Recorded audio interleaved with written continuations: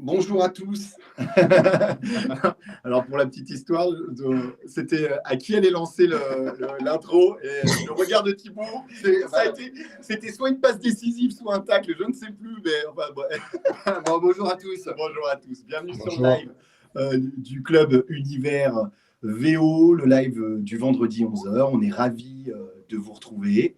Et aujourd'hui, on va aborder un sujet qui tient à cœur à Thibaut, parce que tu as une relation, une expérience au sein de BCA Expertise. Ouais. Et je vais te laisser présenter le sujet que tu maîtrises mieux que moi. Une fois n'est pas coutume, effectivement, parce que Univers VO, ça concerne toute la chaîne de valeur des véhicules à usage, d'occasion. On parle rarement de toute la branche expertise, qui est quand même une dynamique assez importante dans cette chaîne de valeur.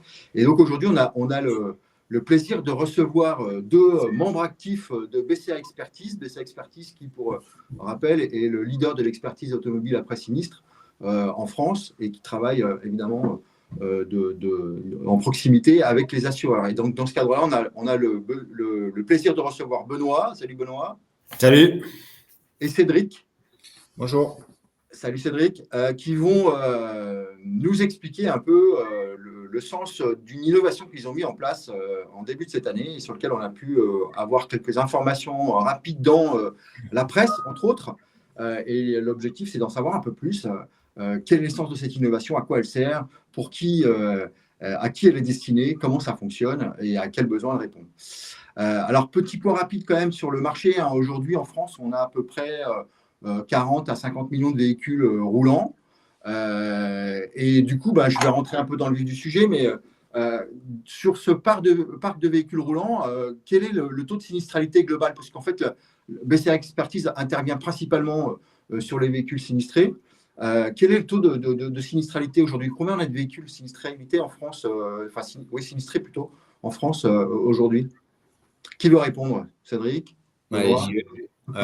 En termes de véhicules sinistrés, pas évident de répondre. Ce qui est sûr, c'est qu'on fait, au sein de la profession Expertal, on fait 4 millions de rapports annuels à peu près.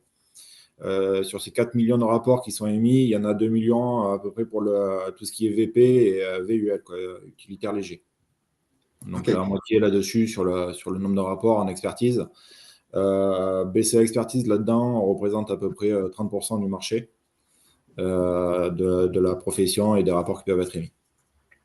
Ok, donc 4 millions de véhicules sinistrés en fait par an, en moyenne, c'est ça que je comprends. En rapport, voilà, il y a peut-être plus de véhicules sinistrés, mais il y a 4 millions de rapports émis au sein de la profession. Ouais, il y a tous ceux qui passent en rapport, qui sont traités directement par les gens, etc., sur lesquels on n'a pas de… Voilà, et puis pour compléter le propos, du coup, il y a de l'expertise aussi qui n'est pas faite suite à un sinistre spécifiquement. D'ailleurs, ça me tardait de pouvoir intervenir. Tu as dit, on intervient après sinistre, on intervient dans tout le moment en fait de la vie du véhicule. On peut intervenir avant sinistre, justement pour de la valorisation ou autre, typiquement. Et donc, ça peut aussi introduire certains sujets de notre plateforme Reuse Car. Mais quand on dit 4 millions, là-dedans, on peut avoir des rapports protection juridique ou par exemple ou responsabilité civile professionnelle, des pannes mécaniques, des choses comme ça. Voilà. C'est pour donner un peu le contexte global. Ok, parfait. Alors, du coup, vous avez eu l'idée de lancer une innovation que vous allez nous présenter. Reuse Car. Alors, Reuse Car, c'est quoi d'ailleurs? Reuse Car, c'est une plateforme d'appel d'offres. Il faut savoir que BCA Expertise, via BCA Service, qui est une entité de BCA Expertise, on a un site d'appel d'offres qui a été créé en 1990 et qui se voulait un peu, entre guillemets, vieillissant par rapport aux nouvelles technologies, par rapport aux nouveaux logiciels et par rapport à tout ce qui peut se faire en termes d'informatique. Du coup, on a voulu restructurer, relancer ça, cette dynamique, créer une marque blanche qui est Reuse Car aujourd'hui, avec un nouveau produit qui se veut plus moderne, plus innovant, plus transparent pour les acquéreurs, pour ceux qui font les offres. Cette plateforme a été faite en collaboration avec le réseau Mobiliance, parce qu'on voulait créer un produit, on va dire, qui réponde aux exigences du marché actuel et qui correspondent à nos interlocuteurs, en fait. Voilà. Donc, ça a été fait en partenariat avec Mobilance, qu'on remercie aussi, on en profite. Cette plateforme aujourd'hui, en fait, on fait à peu près 42 000 appels d'offres par an. Alors, attends, juste Cédric, des appels d'offres, mais sur quoi en fait? Sur quel sujet? Des véhicules sinistrés. Voilà. Ah, ok. Véhicules sinistrés pour les assurances. On peut faire de l'appel d'offres à titre privé quand on reçoit une demande d'un client, ça arrive. Donc voilà, on lance des appels d'offres auprès des réseaux des centres VHU, des pavistes. On a à peu près 530 centres VHU qui sont rattachés à Rivouscar, qui ont une convention avec Rivouscar, tout matériel confondu. On regarde bien sûr qu'ils soient VHU pour tout ce qui est la partie VL et VUL. On demande les agréments, etc. C'est vérifié. Donc, par rapport à ça, on lance les appels d'offres. Donc, ils se positionnent là-dessus sur les sites, font leurs offres. Bien souvent, et pour pas se cacher, la plupart, c'est des offres de véhicules assurantiels qui ont été sinistrés. Hein, voilà.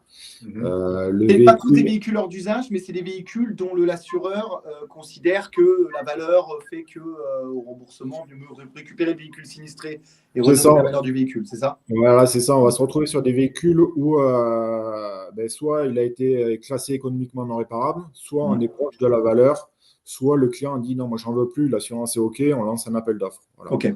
Plus, à la marge, ce que je disais, on peut le faire à titre privé pour certaines demandes de flotte ou de garage ou de clients particuliers qui veulent une valeur, une offre d'achat sur un véhicule. On crée une mission à titre privé. Par exemple, je te donne un exemple clair. J'expertise un véhicule, le moteur il est KO, ça coûte trop cher pour le client, il sait pas trop quoi en faire. Du coup, on a cette possibilité finalement de mettre le véhicule en appel d'offres sur cette plateforme. Et comme le disait justement Cédric, sur cette plateforme, du coup, on a un certain nombre de professionnels centres VHU qui ont des codes d'accès pour pouvoir en fait du coup faire des offres sur la manière d'une enchère, quoi, en fait. Donc il n'y a pas que le sourcing via les assureurs, c'est le système qu'on a cité juste avant. Comme tu disais, comme vous disiez tous les deux, il y a la possibilité pour le particulier aussi de positionner des véhicules. Alors plutôt les flottes, si je comprends. Ou les flottes, ou alors les professionnels, c'est obligatoirement un profil pro. Ouais, pour le moment, ça va être unitairement du véhicule unitairement. L'idée, on a comme projet aussi de se développer sur les flottes ou sur les gros réseaux. Ça reviendra dans un deuxième temps. L'idée, c'est aujourd'hui, on vient de lancer Rivouscar. On va bien finir d'affiner les quelques petits couacs de nouveaux logiciels qui peuvent démarrer comme tout nouveau produit. Une fois que ça sera bien stable, c'est quelques petites lignes, voilà, on va dire début S2, c'est terminé. On pourra commencer à réfléchir sur l'avenir de Rivouscar et qu'est-ce qu'on peut proposer comme autre possibilité aussi. Voilà. Mais effectivement, c'est très intéressant d'avoir ce partage là dans ce live et on vous remercie de la participation parce que ça nous permet aussi de capter des besoins, mais ça pourrait être dans des opportunités, par exemple, pour quelqu'un qui a un parc VO, qui s'est retrouvé complètement grêlé et finalement qui se retrouve embêté parce qu'une prime d'assurance trop élevée ou autre et qui se dit bah, tiens, ça serait peut-être bien que je vois si je peux mettre ce parc en appel d'offres, combien on m'en redonne, par exemple. Voilà, ça peut être des cas d'usage et peut-être que aujourd'hui, telle qu'elle est faite, la plateforme, elle est très concentrée sur la partie sinistre, mais c'est clairement cette ambition, comme l'a dit Cédric, de pouvoir demain l'étendre à des cas d'usage qui sont. C'est ce que va nous permettre en fait Rivouscar qu'on ne pouvait pas faire avant et qu'aujourd'hui on va pouvoir avoir plus de flexibilité, de mobilité dans les offres et répondre à ces offres-là en fait. Ok. En fait, c'est vraiment le principe d'une marketplace de centralisation en fait à la fois pour les entrants pouvoir mettre sur un seul espace les véhicules à revendre entre guillemets et à l'inverse de l'autre côté ceux qui sont susceptibles de pouvoir les acheter, de pouvoir concentrer une offre qui soit assez large pour faire des propositions en rachat. C'est ça que c'est ça. Pour le moment, effectivement, le public acheteur, c'est les centres VHU. Pourquoi pas demain peut-être élargir. En tout cas, pour le moment, c'est vraiment la philosophie. Pourquoi? On a des professionnels installés. Quand on vend son véhicule à un centre VHU, on n'a plus jamais de soucis, quoi. Il n'y a pas de retour, il n'y a rien, c'est fini, on n'en parle plus. Et c'est la philosophie.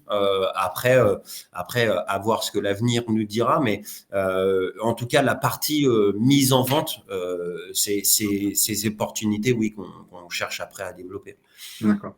Alors, ça veut dire que le véhicule, quand il rentre, avant de rentrer sur la marketplace, d'abord, est-ce qu'il est visé par les experts de BCA ou est-ce que c'est le fournisseur, je vais l'appeler fournisseur, qui lance le véhicule? Est-ce qu'il y a une intervention de la dynamique expertale de BCA sur le véhicule ou c'est juste, entre guillemets, une plateforme de passage de proposition d'offres? C'est ce que je disais tout à l'heure, c'est qu'en fait, il y a BCA Expertise et il y a l'entité BCA Service. C'est deux choses distinctes. Ouais. Même si c'est la même compagnie à la base, voilà, c'est deux services distincts. On a BCA Service qui est une entité séparée de BCA Expertise. D'accord. Via BCA Service, BCA Expertise met les appels d'offres sur la plateforme, mais c'est également utilisé pour des experts libéraux qui mettent aussi leurs offres à la demande des compagnies d'assurance ou autres. Mais voilà, on a un panel, un éventail d'acheteurs potentiels qui est assez étendu. Aujourd'hui, RioScar, c'est une des plateformes principales en ce qui concerne l'appel d'offres des véhicules sinistrés. Donc voilà, c'est une plateforme utilisée aussi bien par les BCA Expertise que par les experts libéraux, pardon. Voilà. D'accord. Donc ça, c'est pour les véhicules entrants, en fait. Ça, c'est pour l'offre. Et du coup, le centre VHU qui va sur la plateforme pour acheter des stocks, quelque part, il a une visibilité sur l'état du véhicule, sur ce qu'il peut récupérer, pas récupérer, pour pouvoir faire une offre d'achat qui soit à la hauteur de ce qu'il va acheter, finalement. C'est ça, parce qu'aujourd'hui, on a développé sur RioScar des photos qui sont beaucoup plus exploitables que ce qu'elles pouvaient l'être avant. Où là, il peut les grossir mieux qu'avant qu'une petite vignette. Il y a plus d'informations en ce qui concerne les frais de dépannage, frais de remorquage, etc., qui ont quand même pas mal augmenté sur un an. Voilà. Tu rigoles. Les dernières années, on peut c'est un sujet qu'on aborde souvent avec la communauté. On va regarder comment ça m'y intéresser, effectivement, par rapport à la valorisation des véhicules épaves. On est sur des augmentations de 30% quasiment sur un an et demi. Donc, voilà. Estimé. Donc, par rapport à ça, on arrive à valoriser. On communique effectivement il y a une procédure qui est sur le véhicule en termes de VGE, etc. On communique si le client doit récupérer des effets. Si on a l'information, on va le communiquer. S'il y a des particularités, on arrive à les refaire remonter normalement. Donc voilà, on a quand même pas mal de données. L'acquéreur peut se positionner sur les frais à la fin de l'appel d'offres ou il y a un calendrier à part qui calcule automatiquement. Il va dire, voilà, moi je fais mon offre, je peux la récupérer 2 semaines après. Il positionne le calendrier 2 semaines après et ça calcule les frais automatiquement. Donc c'est un peu plus interactif, un peu plus dynamique et ça se veut un peu plus utile pour l'acquéreur. D'accord. Alors quand tu dis appel d'offres, ça veut dire que en fait c'est le VHU qui propose un prix, quoi. C'est ça, en fonction de ce qu'il constate par véhicule. C'est ça, ouais. On est vraiment sur des sites où le VHU va proposer un prix, mais ne va pas connaître son positionnement. On est vraiment sur un site d'appel d'offres et pas d'enchères. Ok, c'est ce que j'allais dire. Il y a c'est vraiment, voilà, il faut vraiment arriver à faire la différence. L'idée chez nous, c'est que jusqu'à la fin, on ne sait pas qui c'est le meilleur offrant. Voilà. Ouais. Voilà. À la fin, on va communiquer aux 3 meilleurs offrants. Voilà, vous avez été dans les 3 meilleurs offrants. Ça, on pourrait dire si les premiers, le premier, il va le savoir, mais les autres ne vont pas le savoir. Aujourd'hui, c'est la philosophie qu'on a pris avec ce site-là. C'était celle qui était d'avant, on l'a juste un peu affiné pour dire, voilà, vous êtes dans les 3 meilleurs offrants, que la personne sache au moins où il se situe. Par contre, s'il est 18e dans l'offre, il ne le saura pas, quoi. Ouais, okay. Et dans les critères de sélection ou en tout cas de sélection de l'acheteur, c'est uniquement la notion de prix ou il y a d'autres éléments qui rentrent en compte? Non, dans l'histoire des appels d'offres, c'est vraiment la notion de prix qui rentre dedans. C'est la meilleure offre qui est retenue et qui est communiquée à l'assureur ou à l'acheteur potentiel. Bien sûr. Le client, en cas où l'assurance ne prend pas en charge, ça va être le client. Donc voilà, on va communiquer la meilleure offre. Vraiment. La notion de contrôle finalement des acheteurs, elle est faite en amont avant de leur donner accès au site. Ouais, voilà. Oui, c'est Voilà. ça. C'est ce que tu disais tout à l'heure. Ce que Cédric évoquait, c'est qu'il y a un référencement d'abord de l'acheteur potentiel sur différents critères avant même qu'il puisse donner un ordre d'achat, quoi. C'est ça. Et il y a quand même pour notre communauté, si je comprends bien, parce que Benoît précisait un peu aussi la raison de l'intervention de Reuse Car sur la dynamique d'une communauté de remarketing automobile, tu le matérialisais avec cet exemple des voitures grêlées. Ce profil de véhicule n'est donc pas un véhicule hors d'usage. On est sur un véhicule qui a des frais qui sont conséquents, un truc. C'est des opportunités aussi demain pour faire évoluer votre panel d'acheteurs. Demain, en dehors des épavistes, je vois très bien des malins qui savent vendre, parce qu'il faut avoir la méthode de vendre ces profils de véhicules, se dire, attends, moi j'ai une boîte de vitesse à changer, j'ai un machin, j'ai un truc, j'ai la pièce ou j'ai l'accès à ce truc-là, je peux aussi créer cette espèce de marché qu'on voit de plus en plus fleurir, du véhicule ancien, kilométré. On l'a vu avec quelques-unes des enseignes de nos partenaires, mais tu vois, par exemple, on parlait avec VPN il y a quelques jours, avec Matitine, c'est des véhicules de plus en plus vieux, de plus en plus kilométrés, et ils vont avoir aussi, au bout d'un moment, un problème de sourcing en reprise directe de véhicules, vu les cotes qui sont compliquées. Demain, passer par la plateforme Reuse Car, si tu as un atelier solide et que tu as une process de remise en état, puis un profil de voiture grêlée ou une pièce méca simple, je parle d'une pièce entière à changer, c'est rien pour la remettre après sur bah le ouais, marché. tu la remets sur le marché directement derrière. Ces profils de véhicules, on va pouvoir le voir fleurir dans un second temps un peu plus sur la plateforme. C'est ce que j'ai cru comprendre aussi. Ouais, après, attention, c'est deux choses différentes. Aujourd'hui, c'est notre offre, enfin, l'offre Reuse Car aujourd'hui concerne essentiellement la base assureur dans le cadre de sinistre. On arrive à faire de la marge à particularité dans le cas où un client va nous demander de lancer un appel d'offres sur un véhicule particulier. Le cas que tu évoques aujourd'hui, oui, effectivement, tu as des centres VHU qui ont des grosses structures à côté. On voit un marché de l'occasion qui est en train de fluctuer pas mal.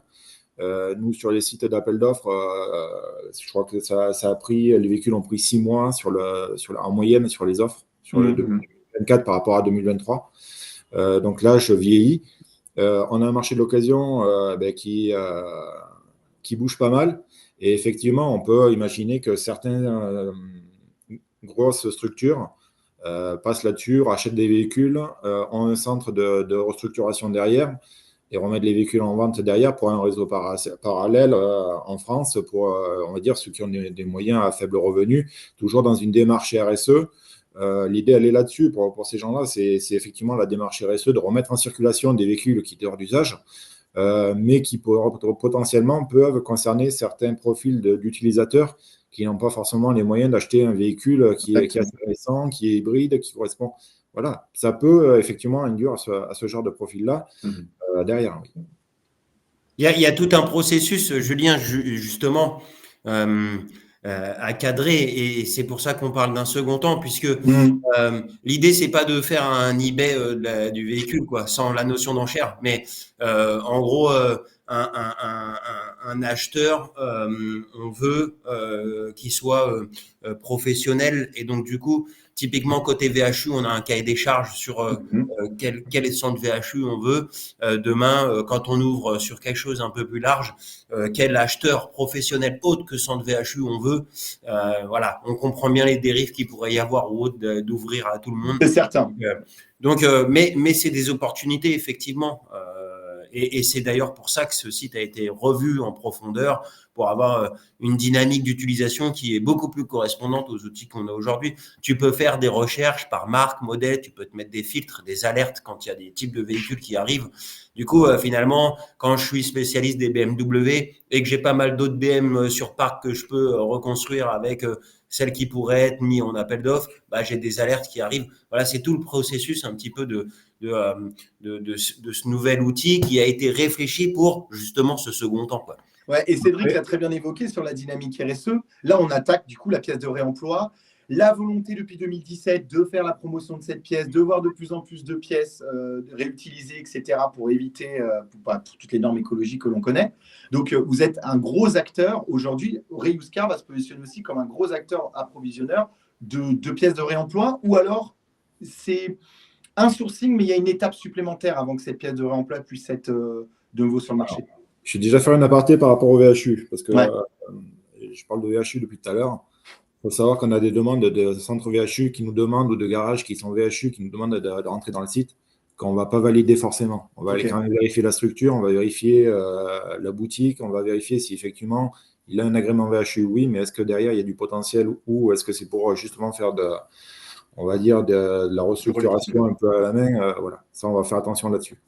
Concernant la PIEC que tu évoques, aujourd'hui, effectivement, on se pose la question avec Riuscar, est-ce qu'on s'oriente sur, on va dire, une plateforme de PIEC ou est-ce qu'on s'oriente sur une plateforme de mise à disposition ou de mise en relation?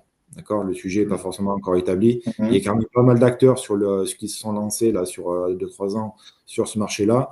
Il y en a qui font de la mise en relation. Il y a des centres, des épavistes qui ont créé des organismes justement pour faire cette mise en relation entre un demandeur et leur centre à eux.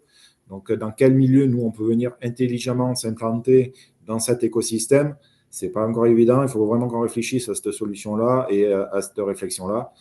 Est-ce que c'est de notre devoir de s'orienter là-dedans? Est-ce qu'on doit faire de la mise en relation? Est-ce qu'on doit vendre la pièce, de la PIEC?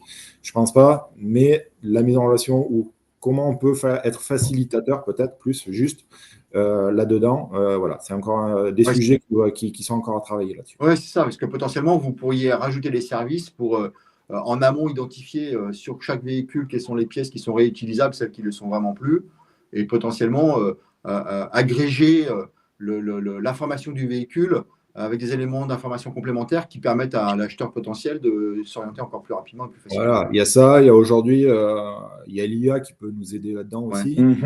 Il y a aujourd'hui, on parle de la PIEC. Il faut savoir que la PIEC ne concerne pas que non plus que le véhicule léger, que l'automobile. On commence aussi à s'intéresser sur la PIEC, sur le poids lourd, sur l'agricole, sur le deux roues.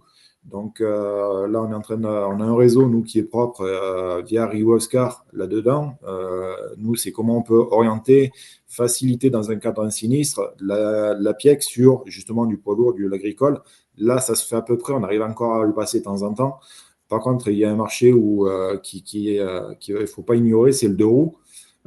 Comment on peut orienter la PIEC dans le deux roues également? Ça, c'est des sujets qu'on va mettre en place sur le S2 là, pour travailler tout ça. Rentrer en contact avec certains centres qu'on est en partenariat pour là-dedans voir comment on peut être facilitateur sur cette démarche-là, comment on peut servir de lien entre les assureurs, les réparateurs et les centres VHU pour cette PIEC-là sur des dossiers à spécialité. Ok. Je rappelle par rapport à cette histoire de PEC, mais tu as quand même des belles photos du véhicule. Demain, tu as un véhicule avec un choc arrière et finalement, toi, tu en as une, elle a des bobos à l'avant. Voilà, tu sais assez facilement que ce véhicule-là, tu vas pas le réparer, mais il va être, je dirais, ton mulet pour réparer l'autre, tu vois.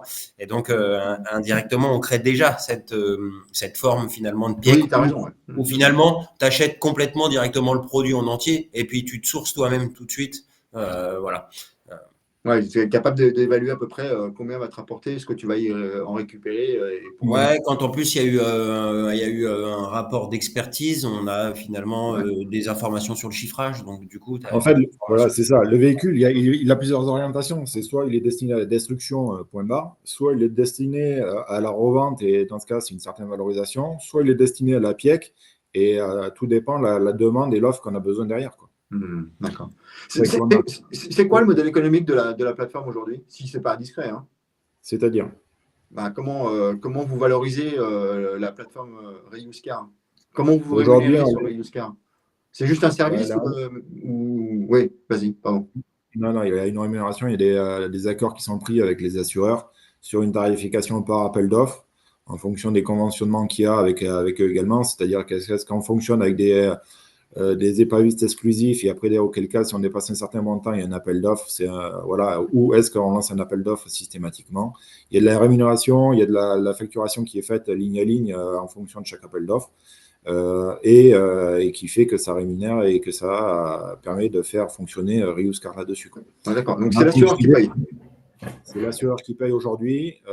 Aujourd'hui, on est en train, peut-être pourquoi pas, étudier dans une V2 et pour un peu plus cadrer les acheteurs, un certain droit d'entrée, entre guillemets, des acheteurs à voir. Il faut qu'on étudie tout ça. Voilà. Aujourd'hui, Rioscar, c'est tout nouveau, parce que même si la plateforme BCA, voilà, comme je disais tout à l'heure, elle est ancienne, elle existe, on sait faire. Le produit Rioscar est nouveau. Il faut voir qu'est-ce que les possibilités, les orientations qu'on a, c'est ce que je vous dis depuis tout à l'heure, c'est qu'on a un marché potentiel, il y a des marchés potentiels sur différents secteurs. On peut aussi imaginer un marché sur la réparation, pas forcément que sur les véhicules d'épave, en se servant de Rioscar pour les citer, lancer des appels d'offres. Maintenant, après, voilà, comment on oriente tout ça, comment on axe tout ça, c'est encore des travaux qui sont en cours par rapport à cette plateforme-là, donc je ne peux pas trop m'avancer sur ces sujets-là. Mais oui, il y a pas mal de projets. Mais l'ouverture à appel d'offres sur la réparation serait extraordinaire, ne serait-ce que pour consommateur final et pour l'assureur. Ça bousculerait un peu le marché. Exactement. Maintenant, voilà, il y a des trucs qui se font déjà actuellement. Maintenant, on a, je pense, un champ d'action qui est quand même pas mal important via les réseaux qu'on a, via les réparateurs, via les assureurs, via le marché d'expertise qu'il y a. Il y a du potentiel. Maintenant, comment on le fait évoluer, comment on avance, ça, c'est dans une V2, on va dire. En fait, vous êtes en phase d'apprentissage, en fait, finalement. Si je comprends, avec Rioscar, ça modifie un peu et ça ouvre des champs de perspectives qui sont nouveaux et qui peuvent porter à réflexion. Et vous êtes en apprentissage pour voir un peu comment work in progress, quoi. C'est ça, ouais. Le marché de l'appel d'offres sur le sinistré, sur le véhicule d'épave, entre guillemets, on sait faire. Donc, il faut juste verrouiller certains points de la nouvelle plateforme. Maintenant, après, comment on se développe sur d'autres marchés, voilà, ça, c'est ce qu'on est en train de réfléchir. Donc, sur Rioscar, si je l'ai bien compris, on a centralisé une offre. On centralise une offre globale, c'est-à-dire qu'on améliore la visibilité des potentiels du marché et l'accès à de la matière. Vous avez amélioré également l'information sur les véhicules qu'on prend. J'imagine que ça doit être grâce à la plateforme, on a plus d'infos sur l'état du véhicule, ce qu'il est, etc. Vous parlez des photos, etc. Donc, du coup, ma question, elle vient là. Vous apprenez en marchant. Quand est-ce que vous intégrez l'IA là-dedans et qu'on a encore plus d'informations et qu'on améliore encore la récupération de cette information? C'est dans les cartons ou pas? Non, l'IA, c'est vraiment… chez BCA, on sait faire l'IA. On l'a sur pas mal de dossiers, pas mal d'expertise, pas mal d'aide à l'expertise. Encore une fois, chez nous, chez BCA Expertise, l'IA, c'est une aide à l'expert, c'est pas pour remplacer. Voilà, ça vient apporter de l'aide, aux gestionnaires de clientèle ou aux assureurs pour identifier, pour capter à l'origine de la déclaration si le véhicule potentiellement n'était pas ou pas. Voilà. Mais sur Rioscar, sur les offres de projets qu'on a, voilà, ça reste vraiment encore dans les tuyaux. Mais par contre, il y a pas mal de projets. Bon, moi, ce que je constate, entre guillemets, c'est que vous avez bénéficié d'une expérience historique que vous digitalisez, et, centralisez et modernisez quelque part, mais que du coup, ça reste un champ d'exploitation riche pour d'autres perspectives potentielles et qui s'enrichit au fil de l'eau avec les volumes que vous traitez aujourd'hui chez BCA et chez BCA Expertise comme chez BCA Service, quoi. C'est ça. Okay. Et d'ailleurs, tout comme l'offre, votre panel est hyper intéressant, justement. Ouais. Et c'est pour ça que c'est très bien d'échanger sur ce sujet-là, puisque ça permet de répondre plus rapidement demain dans une V2 à un véritable besoin que de créer quelque chose qui finalement faut améliorer, etc. etc. Bah, génial, tu me lances une super perche, Benoît. Donc, du coup, bientôt, tu rejoins le club Univers VO, quoi. Avec plaisir. On pense à où pour la V2? Ah, mais c'est certain. Non, mais c'est vrai que là, on voit quand même pas mal de potentiel. Cette V2 a quand même pas mal de potentiel, d'opportunités pour certains acteurs. Vous le disiez très bien, ce sont des profils bien particuliers. Tous ne sont pas concernés, tous ne pourront pas intégrer la plateforme. Mais ceux qui peuvent le faire, ceux qui sont structurés pour le faire, qui ont constamment des problèmes de matière, constamment des problèmes d'approvisionnement et de sourcing, c'est une nouvelle approche et une nouvelle possibilité pour eux d'aller chercher de quoi vendre et de quoi remettre en état. Donc, c'est vraiment il y a vraiment beaucoup de potentiel. On sent vraiment le potentiel de la plateforme. Tu m'en donnes un, là, juste comme ça, en live, là, tu vois, ceux qui font du rétrofit et qui ont besoin de… Voilà. Mais évidemment, ça peut évidemment. Être éventuellement aussi. Mais moi, j'ai 2-3 top 10 là, en groupe de distribution qui ont des centres de remise en état qui sont exceptionnels, mais qui parfois ont soit de la mauvaise matière, soit l'achètent trop cher. Là, pourraient trouver un canal d'approvisionnement qui correspondrait parfaitement à leur process industriel de remise en état. C'est totalement compatible. C'est jamais acheté trop cher. C'est jamais acheté. C'est ça. Ça, c'est l'appel d'offre de Cédric. Ça, c'est jamais acheté trop cher, qu'on soit bien clair là-dessus. Parfait. Bon, bah écoute, c'était un Bon, super live. On est pile dans les temps. Ouais, c'était un super live. Merci en tout cas pour la présentation de cette innovation qu'on va suivre de près, évidemment. Maintenant, on y voit beaucoup plus clair, en tout cas, sur les perspectives, l'intérêt de cette nouvelle plateforme qui déjà porte un certain succès, hein, d'après ce que je comprends, et qui bénéficie surtout de l'historique de BCA Expertise Et BCA Service. et de BCA Service, c'est bien. pour se déployer assez rapidement. Donc, bravo pour tout ça. Ouais. Merci pour ces précisions. Le live donc est en live, hein, il sera rediffusé rapidement sur nos réseaux sociaux et disponible pour tous sur YouTube dès la semaine prochaine. Donc pour ceux qui ont raté le live, en tout cas, ils auront la capacité, la possibilité de pouvoir revoir un petit peu nos échanges et comprendre un peu plus en profondeur ce qu'est Reuse Car, ses ambitions et la manière dont tout ça va se développer. Merci pour à vous l'invitation, deux. en tout cas. Merci. Merci, messieurs. Merci à tous. Et puis, on se voit la semaine prochaine pour le prochain live d'Univers VO. À bientôt. À bientôt, tout le monde. Au revoir. Et, au revoir. Au revoir.